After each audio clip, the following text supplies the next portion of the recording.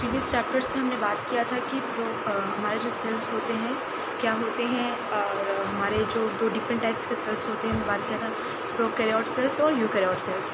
तो आज हम बात करेंगे कि क्या डिफरेंस होता है बिटवीन द प्रोकैरियोट सेल्स और यूकैरियोट सेल्स के बारे में। अगर हम जनरली देखें तो हमारे जो प्रोकैरियोट सेल्स होते हैं, अगर उनके हम एग्जांपल्स की बात करें तो हमारे जो बैक्टीरिया हैं, ब्लू ग्रीन एल्गा हैं जिसको हम साइनोबैक्टीरिया कहते हैं, या फिर हमारे जो माइकोप्लाज्म पिपियलो स्मॉलेस्ट सेल्स जो होता है वो हमारा प्रोकैरियोट्स के अंदर आता है।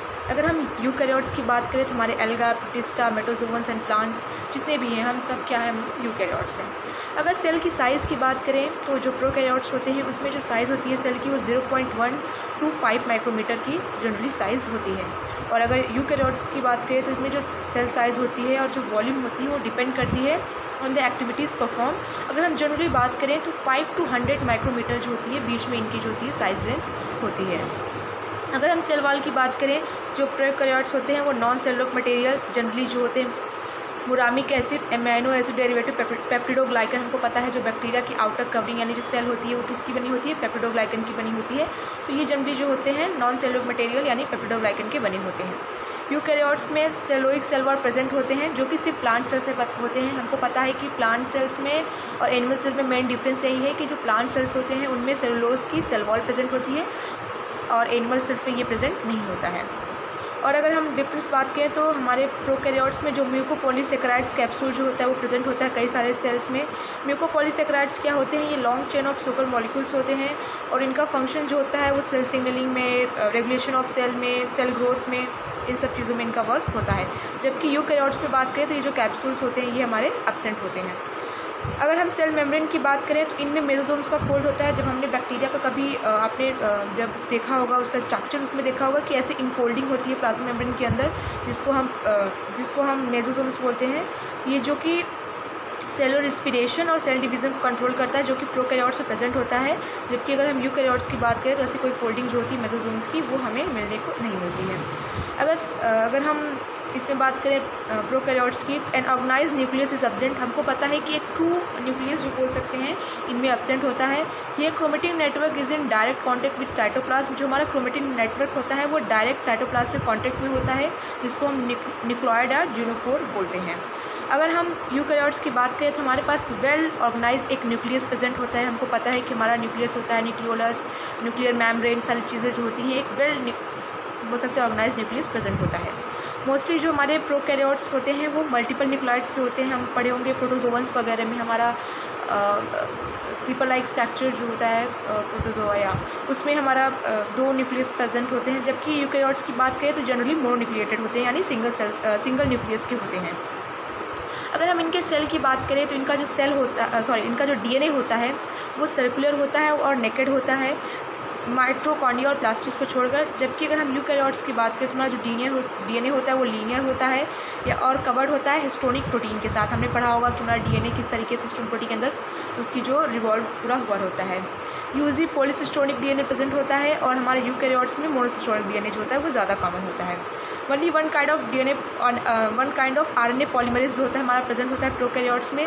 जबकि अगर हम अपने यूकैरियोट्स की बात करें तो उसमें आरआरएनए, एमआरएनए, टीआरएनए सबका अलग अलग फंक्शन होता है। राइबोसोमल, मैसेंजर, ट्रांसफर सबका फंक्शन होता है। ये तीनों आरएनए जो होते हैं हमारे यूकैरियोट्स में प्रेजेंट होते हैं। बोथ प्रोकैरियोट्स की बात करें तो transcription and translation occur in cytoplasm. जो मेन साइट होता है ट्रांसक्रिप्शन का, आपको पता है डीएनए से आरएनए बनना ट्रांसक्रिप्शन कहलाता है और आरएनए से प्रोटीन बनना ट्रांसलेशन कहलाता है। तो ये जो प्रोसेस होता है ट्रांसक्रिप्शन और ट्रांसलेशन का, ये साइटोप्लाज्म में होता है प्रोकैरियोट्स में। अगर यही हम यूकैरियोट्स की बात करें तो हमारा जो ट्रांसक्रिप्शन होता है यानी डीएनए से आरएनए बनने का जो प्रोसेस होता है वो हमारा न्यूक्लियस में होता है और जो हमारा आरएनए से प्रोटीन बनता है वो हमारा साइटोप्लाज्म में होता है।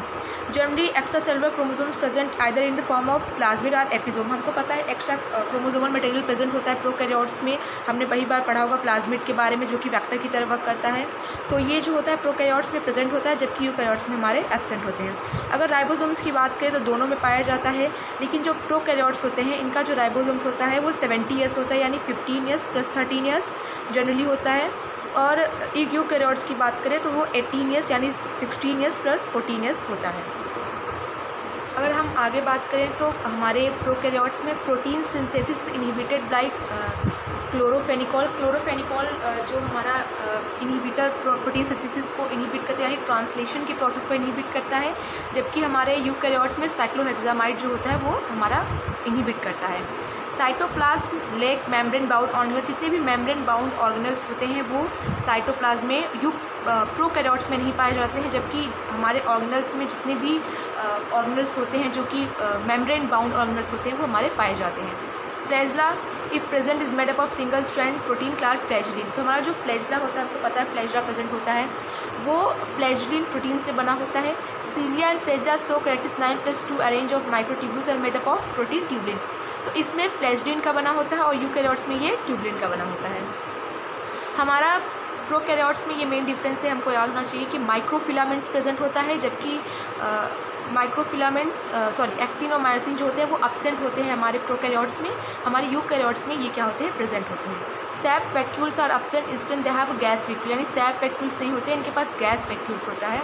और हमारे प्रोकैरियोट्स में ट्रू सैप वैक्यूल्स होते हैं जो कि कॉमन होते हैं प्लांट सेल से। प्लांट सेल में जो लिक्विड प्रेजेंट होता है हमको पता है, तो वो चीज़ जो होती है वो यूकैरियोट्स में पाई जाती हैं, हमारे प्रोकैरियोट्स में नहीं पाई जाती हैं।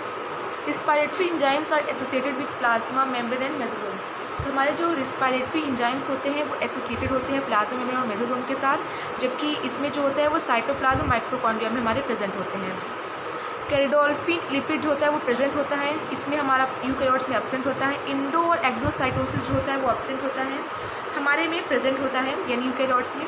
प्रोकैरियोट जो होते हैं वो डिवाइड होते हैं बाय एमाइटोसिस और सिंपल फ्यूजन होता है, हमारे में माइटोसिस मियोसिस, यानी यूकैरियोट्स में माइटोसिस और मियोसिस का प्रोसेस देखने को मिलता है। सेंट्रियोल जो होता है वो हमारा इसमें एब्सेंट होता है। Centriole is present in animal cells and absent in plant cells, यानी सेंट्रियोल जो होता है हमारा एनिमल सेल्स में तो प्रेजेंट होता है, बट हमारा जो प्लांट सेल्स होता है उसमें हमारा एब्सेंट होता है। No spindle formation occur during division, कोई भी स्पिंडल फॉर्मेशन जो होता है वो नहीं होता है इसमें। हमारा हमको पता है जब सेल डिवीज़न में पढ़ेंगे तो किस तरीके से स्पिंडल फॉर्मेशन जो होता है वो देखने को मिलता है। अगर हम स्ट्रक्चर की बात करें तो ये हमारा कॉमन स्ट्रक्चर है एक प्रोकैरियोटिक सेल्स का, हम देख सकते हैं सेल वॉल है, हमारा फ्लैजुलम है, हमारा राइबोसोम है, म्यूसिलेजेनस सेल है, और हमारा डीएनए स्ट्रैंड्स है, मेसोसोम हो गया, देखिए एक्टोप्लास्ट हो गया, chain of respiratory enzyme, cut flat globules और आरएनए हो गया। और ये हमारा क्या है,